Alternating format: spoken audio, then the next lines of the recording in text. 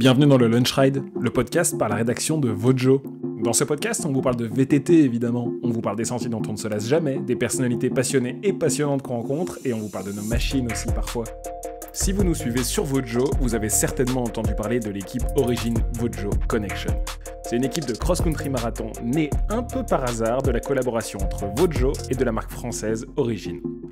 Dans l'équipe, on retrouve Rémi Gros-Lambert et Basile Allard, deux excellents VTTistes français. Alors quand on lance une équipe de marathon, de quoi est-ce qu'on rêve ?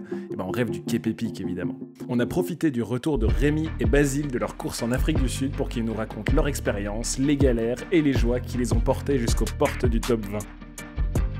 On en profite pour vous présenter le projet de l'équipe et les bons conseils pour se lancer sur une course de marathon. Et si vous êtes attentif, vous apprendrez même comment doubler Yaroslav Kulavi. Vous pouvez retrouver tous nos lunch rides sur toutes les plateformes de podcast et sur YouTube parce que presque tous les épisodes sont filmés. Et si vous nous suivez sur Instagram, vous aurez régulièrement la chance de pouvoir poser vos questions à nos prochains invités. J'espère que ça vous plaira, que ça vous donnera envie d'aller rouler. Bonne écoute. On dit le ou la Cape Epic ? Grand débat, je pense qu'on n'a pas la réponse. Nous on dit la Cape Epic, je pense. Hein. Ouais, ça part d'une course donc... Là-bas ils disent Cape Epic. Bon, ok, Cape Epic. On va parler du Cape Epic dans ce podcast, dans cet épisode du Lunch Ride. On est avec Basile, on est avec Rémi, et on va vous parler d'un team qui n'aurait pas dû exister, qui n'est pas prévu d'exister, qui répond au doux nom d'Origin Vojo Connection. Et initialement, je vais essayer de refaire un petit peu l'historique. Avec Vojo, on réfléchissait un petit peu à comment on allait bosser avec Origin pendant l'année 2023. Origin avait envie de chercher des ambassadeurs pour son nouveau vélo qui allait sortir et qui s'appelle le... Théorème FS. Théorème FS, tout suspendu, effectivement. Et donc, on a sélectionné plusieurs personnes, on a fait un grand concours, il y a pas mal de gens qui ont participé, et on a retenu plusieurs, et il y a quand même deux profils un peu particuliers qui se sont distingués. C'était Basile, c'était Rémi, qui étaient deux compétiteurs avec un niveau un peu plus haut que tous les autres. Et là, l'idée a germé, finalement, plutôt qu'avoir deux simples ambassadeurs, c'est pourquoi pas monter une équipe qui va courir comme eux à haut niveau, principalement au marathon, et voilà, c'est un peu comme ça qu'est née l'équipe Origin Vojo. Origin s'y attendait pas, Vojo s'y attendait pas, nous on n'avait pas du tout prévu de sponsoriser une équipe, et puis je sais pas si vous aviez prévu d'être ensemble. Ouais, honnêtement, j'avais pas prévu non plus cette tissu-là, donc... Et donc voilà, quelques mois plus tard, vous êtes tout beau, et vous revenez d'Afrique du Sud, après le ou la Cape Epic, on sait toujours pas. Vous avez quelque chose à rajouter ? Non, on va dire qu'on est un petit peu décalé au niveau de la chaleur, parce que là, on a perdu 40 degrés en quelques jours, mais à part ça, tout va bien, on récupère tranquillement. Ça, c'était la voix de Rémi. Rémi, t'as 27 ans, ça fait au moins 5 ou 6 ans que tu fais du marathon. T'as à ton palmarès une victoire sur la MB Race, t'as une victoire sur l'Alpine Cup, t'as participé 3 fois au championnat du monde de marathon.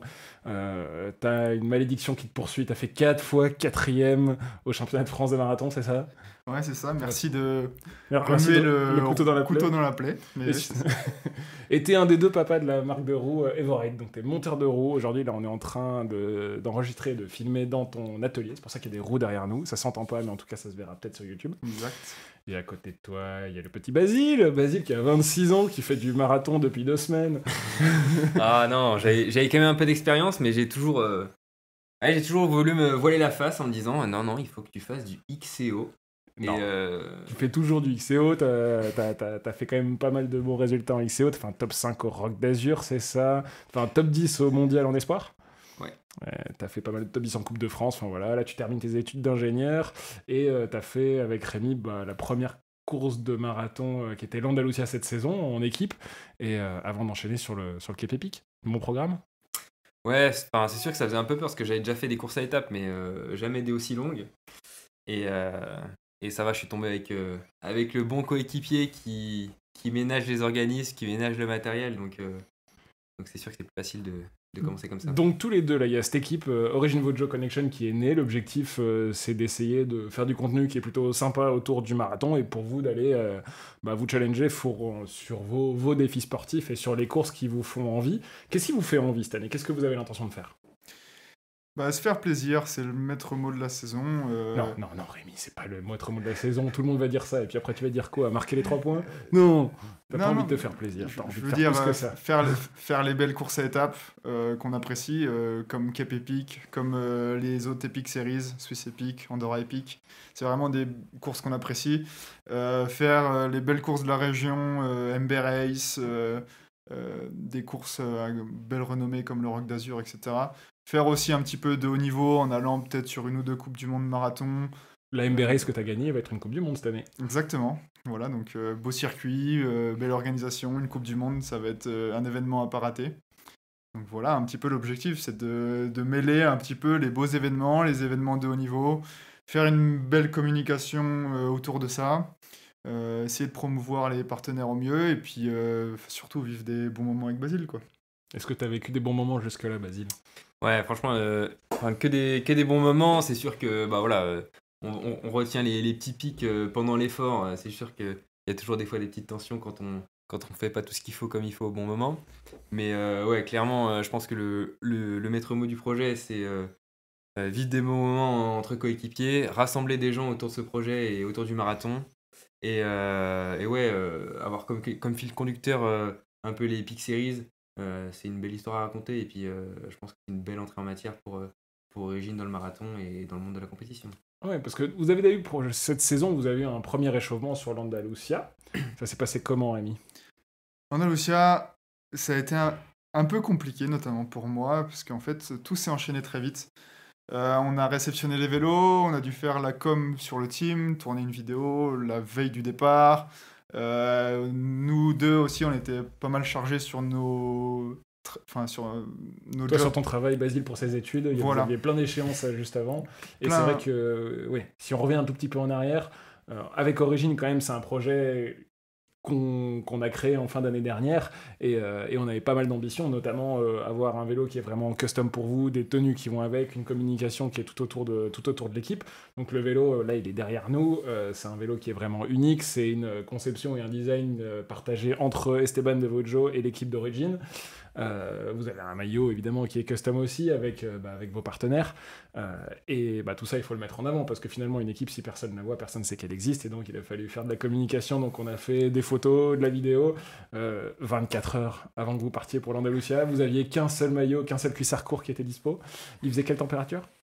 Ah, l'Andalusia, le premier jour avec la pluie, on n'était pas loin entre 0 et 5 degrés. On va à peu dire. près comme pendant le shooting, hein. Ouais, pendant le shooting, le shooting, on n'a pas un très bon souvenir des premières heures de shooting parce que ouais, on était dans la neige, en cuissard court, maillot court, et c'était pas drôle. Les images de Julien, ça vaut le coup en vidéo quand même. C'est ce qu'on nous disait pour nous motiver. Hein.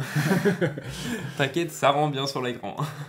Donc voilà, l'Andalusia un petit peu plus difficile, mais c'était une course d'échauffement, et là je vous propose qu'on parle de la Cape Epic, le Cape Epic, enfin, Cape Epic. Pourquoi est-ce que c'est une course qui est mythique? Pourquoi est-ce que c'est une course qui fait rêver tout le monde? Pourquoi c'est une course qui vous fait rêver? Déjà, c'est une course très médiatique. On voit tous les médias VTT de la planète en parlent. C'est assez exotique, hein. On va en Afrique du Sud, c'est à l'autre bout de la planète. Il y a un parcours qui est quand même ultra exigeant. On fait... En dehors du prologue, c'est 7 marathons d'affilée, en fait. Donc pendant 7 jours d'affilée, on enchaîne un marathon. Ça fait au total 630 km et je crois 16 000 mètres de dénivelé. Et c'est pas des kilomètres donnés, hein, c'est vraiment assez dur. Ouais, on passe en avance rapide. Là, on est quelques jours après votre retour du Cape Epic. Vous êtes lessivés tous les deux. Vous venez de reprendre le vélo. Vous avez eu votre premier entraînement. Ouais, surtout que moi, j'ai chopé un truc là-bas au ventre. Donc là, ça a bien fini de me lessiver. Donc ouais, c'est... Et toi, Basile, ça t'a toujours fait rêver aussi, cette course? Ouais, clairement, ça m'a toujours fait rêver. Et puis, j'ai vraiment apprécié le fait que ça soit pas que des belles paroles et que vraiment les trails qu'on nous propose là-bas à rouler sont vraiment mythiques. Parce qu'on entend un peu de tout. On entend que c'est parfois très roulant, que parfois on a beaucoup d'images de grandes pistes. À quoi ça ressemble vraiment quand on roule là-bas? Bah, c'est sûr que c'est plus roulant qu'un XCO, mais c'est pas ce qu'on fait quand on fait du marathon. Et bah oui, il y a des départs qui sont des fois un peu roulants pour aller retrouver en fait des terrains privés où sont shapés tous les singles. Tout est vraiment typé vélo, typé bike Des trucs park. shapés juste pour le vélo. Tout est shapé juste pour le vélo sur des terrains privés. On imagine difficilement ça possible ici. Et du coup, ça te donne vraiment du fun à rouler en permanence. Et moi, c'est pour ça, chaque fin d'étape, j'avais le sourire. Parce que ouais, tu te fais kiffer sur le vélo, quoi. C'est dur dans l'effort, mais la récompense à rouler, elle est vraiment au rendez-vous, quoi. Ouais, il faut se rendre compte que ce qu'on voit sur les réseaux sociaux ou sur les différentes vidéos de la Cape Epic, c'est pas forcément représentatif. J'en vois qui disent que c'est un parcours typé gravel, etc. En fait, pas du tout. Il y a des passages très très cassants. 99% des descentes, c'est des trails shapés VTT cross-country. J'insiste sur cross-country parce que c'est vraiment des descentes où c'est du flow, c'est des relevés, des tables, des doubles. Et il n'y a pas besoin d'un gros vélo, mais c'est très ludique. Et ça, c'est vraiment la totalité des descentes qui sont comme ça. Et effectivement, il y a des passages un petit peu plus roulants, mais c'est le marathon. Et surtout, c'est ce qu'on voit vraiment quand c'est filmé d'hélico ou quand c'est filmé depuis un quad. Mais il y a tous les passages en forêt qui sont pas forcément faciles à filmer, qui là aussi sont très très typés VTT plus que gravel. Toi, Rémi, tu avais déjà une expérience sur la Cape Epic. Basile, toi, c'était ta première fois. Toi, Rémi, qu'est-ce que tu avais comme expérience sur cette course? Ouais, deuxième participation, j'avais déjà participé l'an passé avec Lucas Le Soin. La différence avec l'an passé, c'est que mon pauvre Lucas, il était tombé malade dès le premier jour. Et pour lui, ça avait été un guerrier parce qu'il s'était battu pendant 8 jours en étant malade. Ça n'avait pas rendu la course facile et du coup, on n'avait pas pu profiter pleinement de la course. Il y avait eu aussi des conditions météo un peu moins agréables, on avait eu de la pluie. On était sous tente, donc c'était une autre épreuve. C'était beaucoup moins de confort et c'était moins typé performance, on va dire. Et en plus, cette année, en 2024, les parcours étaient quand même un cran au-dessus. Je trouve que c'était un peu plus beau, un peu plus ludique encore. Donc les parcours changent vraiment année après année, même si c'est Ouais. une épreuve qui est vraiment installée. Exactement. Il y a 3 ou 4 villes-étapes par année. Donc on change d'un bivouac à l'autre. Et cette année, hormis Stellenbosch, toutes les villes-étapes étaient différentes par rapport à l'an passé. Et oui, effectivement, le parcours était totalement différent. Ouais, imagine le gars qui fait sa 20e participation, au bout d'un moment, s'il a envie d'y retourner, je pense qu'il faut des nouveaux trails pour attirer encore et encore les gens, quoi. Donc on le répète, c'est une course qui se court par équipe de 2. C'est assez élitiste devant. Vous faisiez partie des équipes pro, vous aviez un régime particulier? Alors, il y a une catégorie qui s'appelle Pro UCI. Ça ne veut pas dire qu'on est pro, hein, c'est juste la catégorie. Donc ça, c'est vraiment la première vague. Il faut savoir qu'il y a environ 500 équipes sur Cape Epic. Et donc nous, 1000 personnes. Ouais, 1000 personnes. Et ça se sent quand tu pars dernier ou dans les dernières équipes au prologue et que tu as 1000 personnes qui ont roulé sur le trail, bah, en fait, l'Arco, c'était bien pour savoir les bosses, mais les descentes, c'était pas la même chose. Voilà. Et donc, il y a environ 60-70 équipes UCI chez les hommes. Ok, et donc vous étiez parti pour faire quelle place? Alors, quand on a parlé de ce projet en Top 20. octobre, Faut pas tourner autour du pot, là. on visait top 20. Et c'est clairement ce qu'on visait. Après, quand je suis arrivé à l'Andalusia et que j'ai vu la forme actuelle, on s'est dit top 20, ça va être compliqué. Encore plus au départ de la Cape Epic quand on a vu la start list. Et au final, on n'a pas fait top 20, mais c'était pas loin quand même. Ouais, on va casser le suspense, vous terminez 23e. 23e et devant, il y a quelques noms qui parlent un petit peu, par exemple. Nino Schurter, il y avait vraiment en marathon, il y avait quand même un beau plateau. Il y avait quasiment toutes les équipes de marathoniens qui étaient là. Sébastien Fini, il y avait la team Bulls, la team Villiers, la team Megamo. C'est quand même des grosses équipes C'est marathon. l'équipe Specialized qui gagne cette année. Exactement, ouais, comme l'an passé. Cette année, t'as ta première expérience où t'as été dans la boue, malade, la galère. Qu'est-ce que vous changez? Est-ce que vous dormez toujours sous la tente? Non, cette année, on avait choisi de dormir dans du dur pour être un peu plus confort et un peu plus performance. Et en plus, on a eu le support de Clément, notre photographe, assistant, conducteur, masseur, Team manager, tout. cuisinier, etc. Et il nous faisait tout et c'était quand même un peu plus confort pour nous. Ouais, pour performer à la Cape Epic, c'est compliqué d'être dans le setup de base sous la tente. Ouais, déjà pour finir la Cape Epic, déjà. Ouais, c'est peut-être quelque chose qu'il faut rappeler, ouais. Ouais, déjà, en fait, c'est ça. C'est que c'est une course où déjà la finir sans embûches, sans pépins, c'est déjà une grosse performance. Et après, si on veut faire des temps et puis jouer devant, c'est sûr que un staff c'est le minimum, dormir dans du dur c'est le minimum. Et voilà, après quand on voit devant, en fait, pour performer, ils ont carrément des équipes de secours. Et en fait, c'est pas pour rien que ça porte le nom du Tour de France du VTT. C'est parce que il y a vraiment un collectif en fait pour aller chercher la gagne, quoi. Ouais, il y a les équipes qui sont vraiment là pour la gagne. Ouais, La qui majeure doivent partie attendre, d'entre qui elles n'ont pas le droit de passer C'est devant ça, il y a l'équipe des équipes B. Il y A. a un premier duo et ouais. un deuxième duo qui porte le même nom avec le même vélo pour pouvoir passer un Ouais. vélo ou des bidons, Passer des des choses comme ça. roues, voilà, c'est ça. C'est vraiment la course la plus dure qu'on ait fait, je pense. Peut-être qu'il existe des courses plus dures, mais en tout cas, sur le calendrier ECI, c'est la plus dure qu'on ait jamais fait. Parce qu'il n'y a pas que l'aspect difficulté du parcours, il y a tout ce qui va autour, il y a la mécanique. On est quasiment une des seules équipes à avoir eu aucun problème mécanique. Quand on regarde les vidéos, les lives, on voit que les premiers, les shorters, etc., ils ont beaucoup de soucis mécaniques. Il y a des problèmes de maladies qui sont très récurrents là-bas. Il y a plein de choses à gérer autour de cette course qui en font vraiment une course très très dure à gérer. Et c'est vraiment la première fois, enfin la seule course où ça fait quelque chose d'être finisher. On vient pas juste pour la performance. Et justement, côté mécanique, comment est-ce que vous préparez votre vélo? Comment est-ce que vous préparez votre matériel pour la Cape Epic?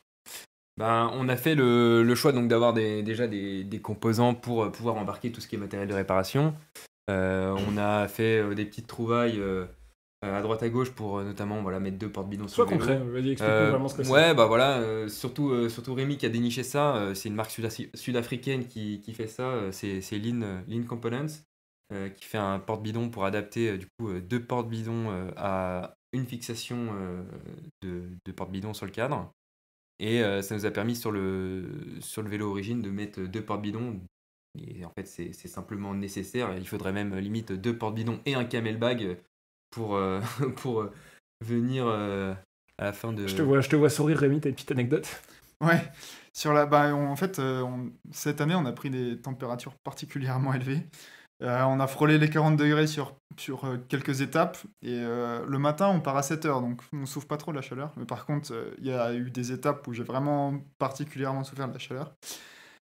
Et dont une où j'ai dû, dans les 8 derniers kilomètres, m'arrêter à une ferme et mettre un pistolet sur la tempe d'un fermier pour qu'il me donne de l'eau, parce que sinon, je voyais jamais l'arrivée. Donc ouais, non, c'était assez dur à gérer, l'hydratation. Et puis en plus, on ne voulait pas boire l'eau de l'organisation pour ne pas attraper de bactéries, donc ça rendait un petit peu le problème encore plus complexe. Et si on revient au vélo, donc là, vous avez parlé du porte-bidon. Vous dites que vous n'avez pas eu de soucis au niveau du cadre, au niveau des pneus. Qu'est-ce que vous avez choisi? Pneus renforcés Hutchinson, donc les Hardskin. On avait des inserts anti-pincement PTN. On avait du liquide préventif Squirt qui est un des meilleurs. Donc ça, vraiment, les roues, les pneus, on a fait en sorte d'avoir aucun risque de crever. Ensuite, en fait, on a un vélo qui est très fiable, les suspensions sont fiables, le cadre origine est super fiable. Là, vous faites évidemment la promo, c'est le jeu parce que c'est l'équipe, mais le vélo, vous le connaissiez pas. Genre, ça faisait 3 semaines que vous rouliez. Ouais, bah voilà, c'est sûr que ça faisait un petit peu peur. Ça faisait un petit peu peur de partir dans cette aventure avec ce cadre qui était. On est quasiment les premiers à rouler dessus, donc. C'est sûr que ça fait un petit peu peur, mais voilà, on a eu 0 souci. On a quand même eu la chance de faire le premier test en Andalousie où on a vu que voilà, ça nous a enlevé d'un stress de voir que le vélo il répondait bien, il était fiable. Aussi. Ouais, peaufiner les réglages. Et du coup, ouais, en Afrique du Sud, on n'a eu aucun souci. On était bien posé sur le vélo. On avait bien pris nos repères, surtout sur les réglages de suspension où on voyait qu'on arrivait à grappiller des duos. À chaque descente, donc ça c'était vraiment toujours plus motivant en fait de voir que en descente ça suit. Et puis ouais, quoi. Toi Basile, ta première arrivée en Afrique du Sud, ça s'est passé comment le voyage? Alors moi c'était pas ma première fois en Afrique du Sud, du coup ah ouais j'avais eu on va dire que c'est la 4e fois que j'y vais. Ah ouais, très bien. Une fois perso et puis 2 fois en course. Une fois pour les Autosky, donc en atterrissant à Johannesburg, et puis j'étais déjà venu à Stellenbosch en fait pour la Coupe du Monde. Donc j'avais la chance de connaître un petit peu le coin. Mais voilà, c'est sûr que quand on arrive en Afrique du Sud, il y a toujours la problématique du voyage. Il n'y a pas de décalage horaire, mais les vols, il y en a pas mal qui s'effectuent de nuit. Donc on a eu un petit vol de nuit où ouais, le matin, avant de partir, j'ai fait un saut à la pharmacie pour essayer de trouver de la mélatonine On m'a donné quelque chose qui marche mieux, donc c'est des antihistaminiques. Et apparemment, c'était pour nous mettre KO, pour pas avoir passé la nuit dans l'avion. Alors, ça a très bien marché, mais je précise, ça passe au contrôle antidopage quand même. Hein. Ouais, on a bien regardé. Bon, et quand on arrive en Afrique du Sud, vous faites quoi? Vous lancez directement, vous arrivez la veille de la course? Qu'est-ce que vous faites? Alors, nous, on est arrivé l'avant-veille, au matin, mais c'est vraiment le minimum syndical pour... Ouais, c'était vraiment presque un peu tard, pour s'acclimater à la chaleur, pour récupérer du voyage de 15 heures en avion, qui n'est pas idéal. Et donc, on a dû dérouler le jour où on est arrivé. Merci Basile pour les bords d'autoroute typiques sud-africains. Oui, mais c'est parce que tu connais bien l'Afrique du Sud. Exactement. Et en fait, en Afrique du Sud, l'autoroute, c'est un milieu partagé. Donc, on peut voir, donc bien sûr, des voitures, des camions, des motos, des charrettes avec des ânes et des super single track le long de l'autoroute où tu t'amuses avec du flow. Non, sans blague, il y avait vraiment un petit single track tout le long de l'autoroute. Il se rassure comme il peut. Non, vraiment. Allez, on en passe en avance rapide au début de la course. Quand ça se lance, vous êtes dans quel état? Vous dites, ça y est, je suis en forme, c'est parti, on va tous les fumer. Vous êtes dans quel état d'esprit? Ouais, envie d'y aller, excité, mais la bonne excitation, juste, on avait envie de vivre le moment, on avait envie de performer, même si je savais que j'étais pas dans la meilleure forme de ma vie, on avait juste le couteau entre les dents. Ce qui était cool, c'est que on a pas mal de points UCI, donc on partait bien placé au prologue, on partait dans l'ordre inverse du classement UCI. Et juste derrière nous, il y avait un certain Yaroslav Koulavi au prologue qui partait 1 minute derrière nous. Donc on a eu la chance de rouler avec lui au prologue. Ouais, vous roulez avec vos idoles quand même sur cette course. Ouais, bah c'est ça. Mais ouais, en fait, tout le monde c'est plus décontracté en fait que ce qu'on a l'habitude de voir en XCO, enfin, de ce que j'ai vécu en XCO. Et du coup, ouais, tu peux rouler avec tes idoles, rouler avec des youtubeurs super connus et puis même sympathiser avec eux. Donc là, c'est sûr que voir Yaroslav dans le rétro qui nous remonte dessus à vitesse grand V, bah voilà, ça met un petit peu de... Ça redonne un petit peu des watts dans les jambes, même si voilà, fallait quand même gérer pour la semaine. C'est quoi votre semaine avec Yaroslav?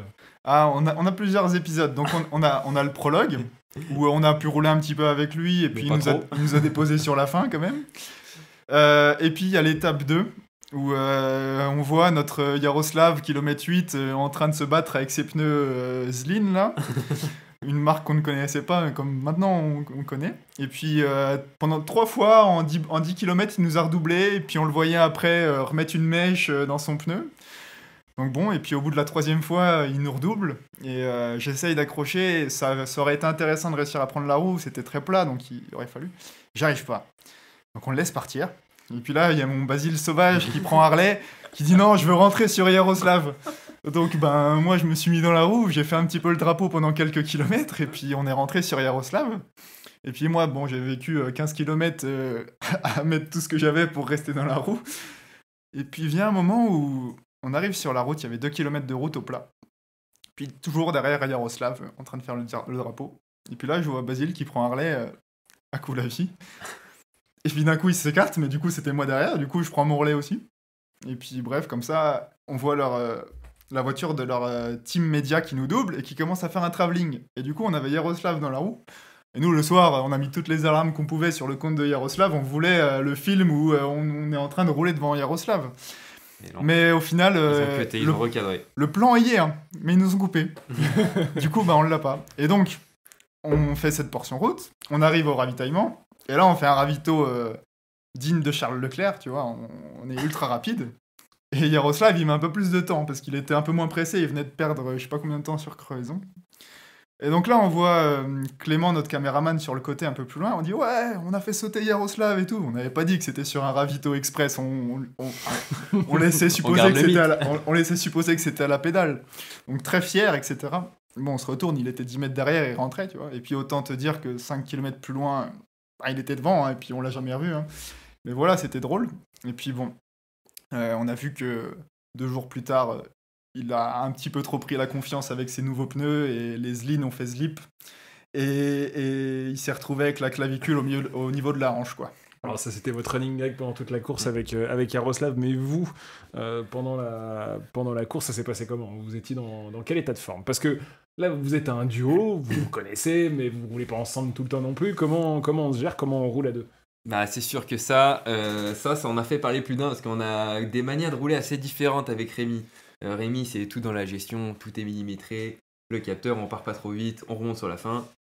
Moi, c'est un peu l'inverse. Je mets tout, et puis ça passe ou ça casse. Et vous aviez un plan? Vous êtes engueulé toute la course? Comment vous avez fait? Et c'est là que l'Andalusia prend tout son sens. Il a essayé de m'éduquer, faire une formation rapide pendant les 5 jours de l'Andalusia pour essayer de se comprendre, voir l'état de forme de chacun. Et donc de me driver sur les bonnes manières en fait en marathon en duo. Et donc le but c'est le plus fort qui s'adapte à l'allure du plus faible, surtout en boss.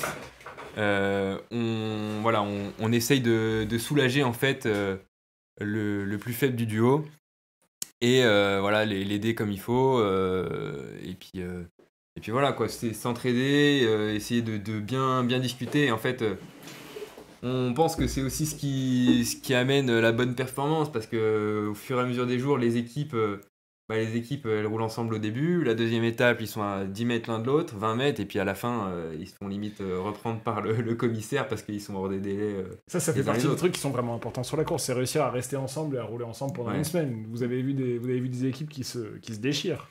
On a vu des équipes qui se déchiraient, plus qu'on ne pense. Je pense que Cap-Epic, ça met quand même un duo à l'épreuve. N'y allez pas avec votre compagne ou votre compagnon, vous pourriez avoir des problèmes. Mais en fait, nous, on a eu du mal à se roder, je pense, au début de semaine.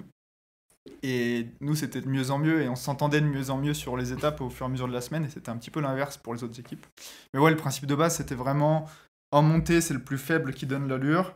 Au plat, c'est le plus fort, donc Basile qui essaye de redonner une impulsion et de m'abriter dans sa roue pour que je puisse conserver une bonne allure. Et puis après, en descente, il n'y a pas vraiment de règles, Là, vous avez un niveau assez homogène en descente. Et ça, c'est très, très, très Est-ce que vous avez fait plaisir un peu en descente? On s'est régalé. Ouais, on s'est régalé quand on arrive sur les portions de bike park. Alors après, c'est sûr qu'on s'appelle pas Nino Schurter à tirer des whips dans tous les sens, mais pour qui sait maîtriser un peu sa machine, il y a vraiment moyen de se faire plaisir, quoi. Les trails étaient exceptionnels, du coup on prenait beaucoup de plaisir, et puis en fait les marathoniens sont pas forcément les meilleurs techniquement, et donc nous on avait un petit avantage là-dessus, et c'est vrai que il y a eu des petites coupes sauvages pour ouais c'est ça, des fois quand on se retrouve on peut pas en vouloir parce que du coup il y a des fois des descentes de 15 minutes en single trail, du coup c'est sûr que on peut pas critiquer ça, mais du coup, quand il y a une équipe qui veut pas nous laisser passer devant, on demande une fois, 2 fois, 3 fois poliment, et puis la 4e fois, on prend les devants. Donc il y a eu des petites découpes sauvages où il y en a, ils descendaient tranquillement, et puis ils ont vu un Rémi qui déboulait de la forêt à 90 degrés. C'était à un moment donné, c'est la course, quoi. On a blessé personne, on vous rassure. On a blessé Nous, personne. on a pris un grand plaisir chez Vojo à vous suivre toute la semaine. Bon, déjà, un grand bravo à Clément qui était avec vous et qui s'est occupé de la partie média, parce que vous, quand vous rouliez, lui, il était en train de crapahuter dans le désert pour réussir. Non, il shootait des hélicoptères. Non, il a fait vraiment des photos et des vidéos qui étaient superbes, et c'est ce qu'on a pu mettre sur les réseaux sociaux, et c'est comme ça qu'on a pu vous suivre toute la semaine. Mais on a pu vous suivre au départ, vous étiez entre la 30 et la 35e place, ensuite vous êtes remonté vers la 30e place pour arriver jusqu'à la 23e, donc c'est vraiment agréable à suivre. Et puis visiblement c'est votre équipe, elle a suivi le rythme de Monsieur Gros-Lambert comme un bon vieux diesel qui est remonté tout au long de la semaine, tracté par un Basile sauvage, comme tu dirais. C'est ça. Et je me posais la question sur une Cap-Epic où finalement c'est long, il faut s'économiser, mais en même temps quand on voit les écarts, parfois ça se joue à pas tant que ça. Est-ce que ça frotte au départ? Est-ce que ça roule ensemble? Comment ça se passe? Les départs sont très nerveux, de moins en moins au fur et à mesure de la semaine, parce que tout le monde se calme un petit peu avec la fatigue, on va dire. Mais oui, le départ, c'est très nerveux. Il y a des chutes, ça frotte un petit peu. C'est très rapide, et le premier jour, il y a eu une chute massive, ça a vraiment coupé en deux le peloton, et il y a eu pas mal de monde par terre. Et il y en a eu plusieurs jours, des chutes, il y a eu au moins 3 jours où c'est tombé au départ. Ouais, c'est ça, il y a une partie qui était...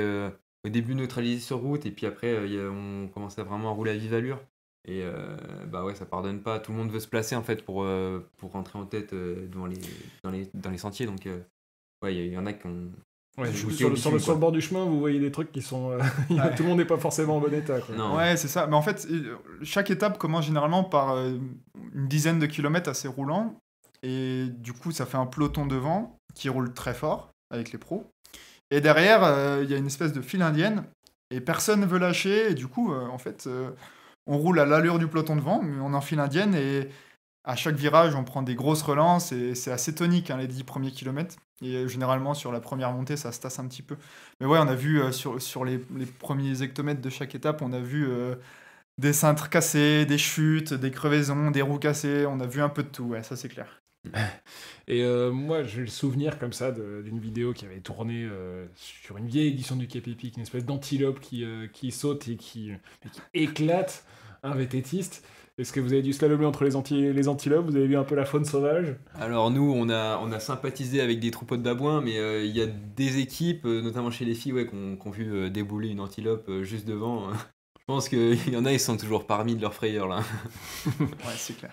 Tiens, je me suis noté dans mes petites notes, il paraît que c'est passé un petit truc au départ de l'étape 3, c'était l'étape un peu tranquille, c'est ça? Ouais, étape de transition. Transition stage qu'il appelle. On s'était dit, le lendemain c'était la Queen Stage, donc l'étape la plus dure. On s'était dit aujourd'hui, on va faire la course à fond. On va faire la course un peu plus tranquille pour s'économiser pour le lendemain. Et c'était la pire des étapes, c'était horrible. En fait, on a commencé, c'était ultra cassant. Donc, Non, avant même de commencer. Non, il y avait, ouais. ok. Mais surtout, il y avait beaucoup de vent. Mais avant de commencer même. Moi, je sais où Paul veut nous amener. C'est parce que tu nous as raconté C'est ça. c'est vrai. Tu vas pas passer à côté. Je t'avais pas suivi. Ouais, mais en fait, les départs sont dans des grands champs qu'ils ont fauchés avant quelques semaines avant, et un peu comme au Roc d'Azur. Ce que j'allais dire, ça rappelle un peu le Roc d'Azur. Un peu comme au Roc d'Azur, il y a des épines qui traînent. Et je me suis retrouvé à 5 minutes avant un départ, ou 10 minutes avant un départ, avec une crevaison. Donc, petit moment de panique, on n'avait pas de roue de rechange qui était prête, etc. On a dû mettre une mèche à... Si, la roue de rechange avait aussi des épines. Ouais, enfin... J'enlève l'épine, geyser. On n'était pas prêt, du coup on a mis une mèche. Et au final, j'ai fait 5 étapes avec la mèche dans le pneu et c'était nickel. Bon bah super. Et ouais, donc le milieu de la troisième étape, c'était pas aussi facile que ça aurait dû être. Ouais, c'était une étape qui faisait quasiment 100 km. Et on commence, c'était un champ de cailloux, on n'avançait pas, c'était horrible.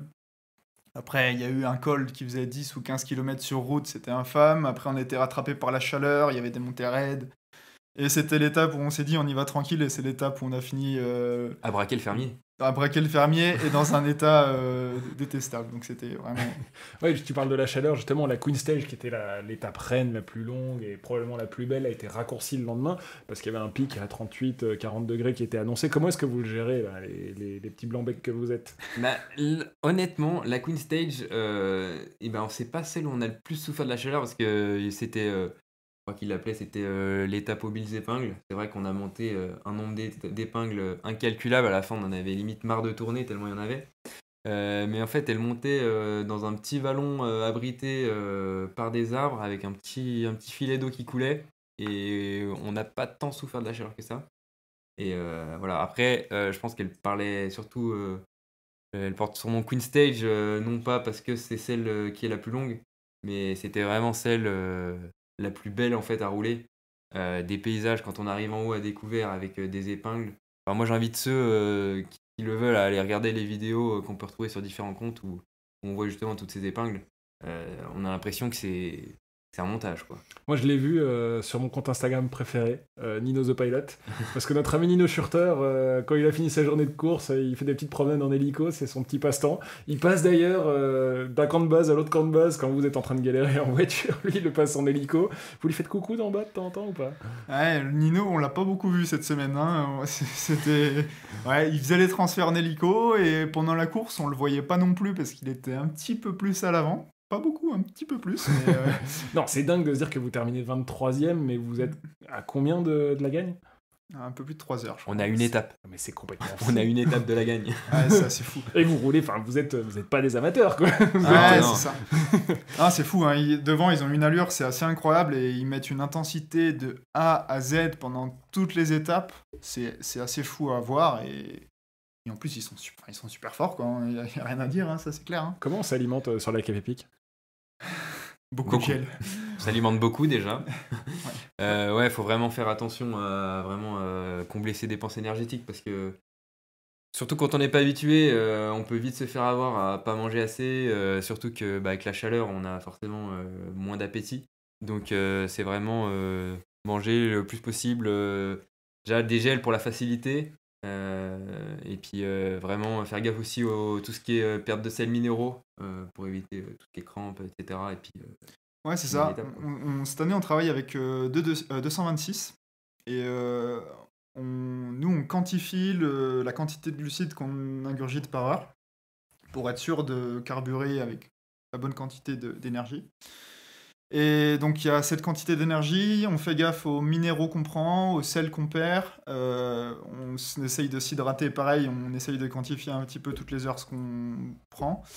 Et puis, ouais, en dehors de la course, il faut refaire les stocks tous les jours. Et vu qu'on brûle entre 4 et 5 000 calories tous les jours, on mange énormément. Et en fait, moi, j'ai trouvé que ça devenait pesant en fin de semaine parce qu'on n'a plus envie de manger, quoi. On mange parce qu'on doit récupérer, on doit faire des stocks.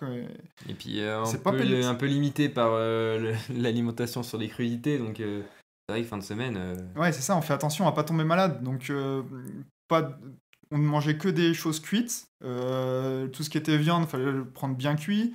Tout ce qui était fruits, il fallait enlever la peau et bien laver. Enfin voilà, et on faisait attention à ça. Et du coup, en fait, c'était des restrictions en plus du régime sportif qui font qu'on s'était pas ultra varié. Et à la fin, c'était pas de l'alimentation plaisir. Quelle tristesse. Ouais. Vous terminiez vos étapes, vous partiez très tôt pour éviter la chaleur, c'est ça? 7 heures. Ouais, 7 heures. C'est-à-dire réveil à quelle heure? Réveil à 5 heures, un peu avant 5 heures. Du coup, heure française, ça faisait un peu avant 4 heures.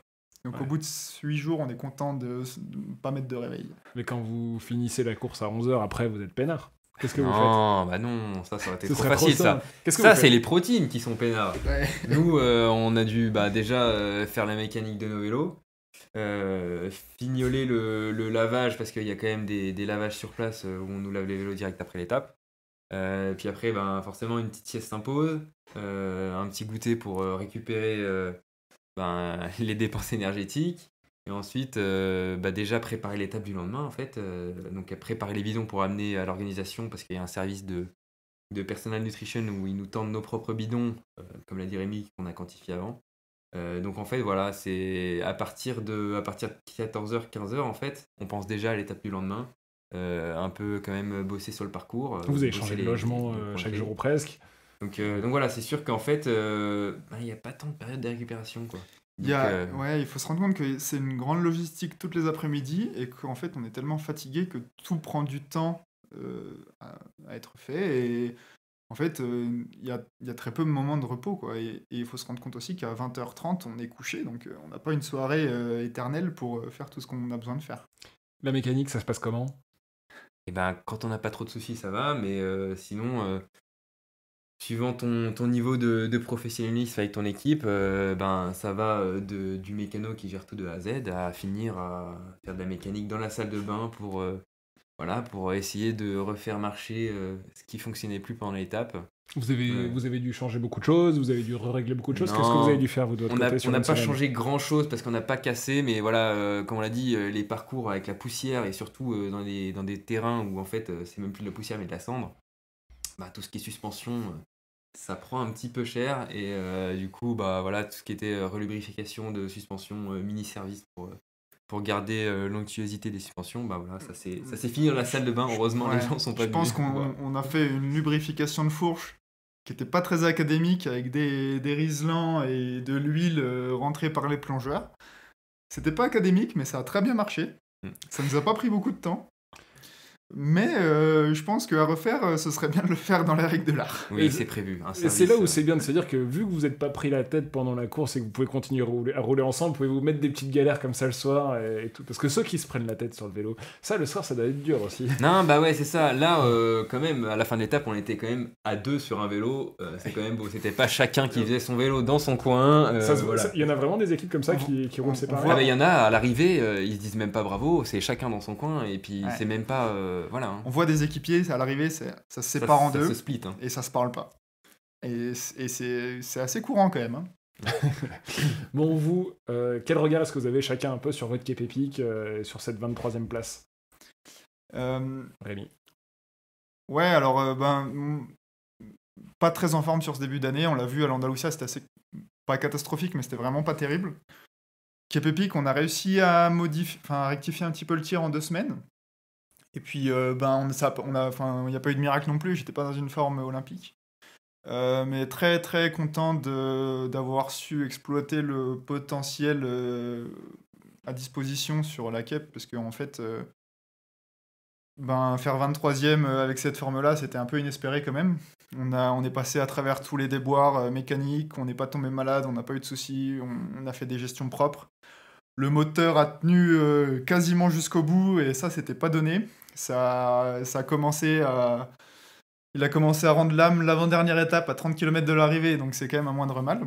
Et puis non, en fait, on s'en est super bien sorti, quoi. 23e, quand on regarde, les 6-7 équipes derrière nous, elles étaient plus fortes, mais juste elles ont moins bien géré, elles étaient moins régulières, quoi.